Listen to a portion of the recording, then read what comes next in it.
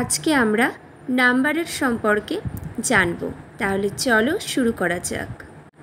বাংলা ব্যাকরণে আমরা যাকে বচন বলি, ইংলিশ গ্রামারে তাকে বলা হয় নাম্বার। কয়েকটি সেন্টেন্স বলছি, তোমরা লক্ষ্য করো। This is a pen. এখানে আ পেন মানে একটি কলমের কথা বলা হয়েছে, বুঝতেই পারছো। নেক্সটটা দেখো, আই হ্যাভ 2 পেন্স। এখানে দেখো দুটো পেনের কথা বলা হয়েছে, তাই না? 2 পেন্স। আগের বাক্যটিতে বলা হয়েছিল আ পেন একটি কলম, আর পরেরটাতে 2 পেন্স দুটি কলম। এইরকমই কোনো ব্যক্তি বা বস্তুর সংখ্যাকে বোঝানোর জন্যই কিন্তু নাম্বার ব্যবহার করা হয়ে থাকে। এবার জানব নাম্বার কয় প্রকার। Kinds of number. দেখো নাম্বার 2 প্রকার, সিঙ্গুলার, প্লুরাল। সিঙ্গুলার মানে কি এক বচন, প্লুরাল মানে বহু বচন। এগুলো সবাই জানো, তাই না? কয়েকটি সিঙ্গুলার নাম্বারের এক্সাম্পল দিচ্ছি, তোমরা শুনতে থাকো। আচ্ছা, তোমরা জেনে রাখবে সিঙ্গুলার নাউন কাকে বলা হয়।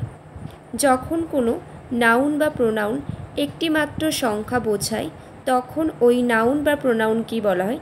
Singular number. যেমন আ বুক, আ ম্যান, অ্যান এগ ইত্যাদি। এইবার তোমরা প্লুরাল সম্পর্কে জানবে। প্লুরাল নাম্বার অর্থাৎ বাংলায় বহু বচন। সিঙ্গুলার বলতে এক বচন মানে একটি মাত্র কোনো কিছুকেই বোঝায়, আর প্লুরাল বলতে বহু বচন মানে একের অধিককে যখন বোঝানো হচ্ছে। দেখো, যখন কোনো নাউন বা প্রোনাউন একের বেশি সংখ্যা বোঝায়, তখন ওই নাউন বা প্রোনাউনের প্লুরাল নাউন হয়। যেমন দেখো, 2 বুকস, 2 ম্যান,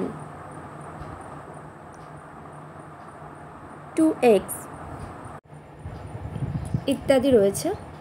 আচ্ছা, এবার আমি কয়েকটা জাস্ট রুলস আলোচনা করব, কয়েকটাই আলোচনা করব, কিন্তু এর নিয়ম অনেক আছে, সেগুলো অন্য কোনো জায়গায় আমি আলোচনা করে দেব। তো চলো। সিঙ্গুলার নাউনের শেষে সাধারণত এস যোগ করে প্লুরাল নাম্বার করা হয়। যেমন দেখো, সিঙ্গুলারগুলো বলছি।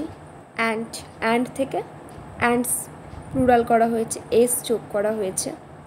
নেক্সট, বুক থেকে বুকস, ডে থেকে ডেস, কাউ থেকে কাউস, টয় থেকে টয়স।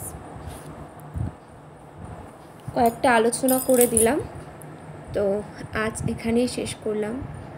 সবাই ভালো থেকো।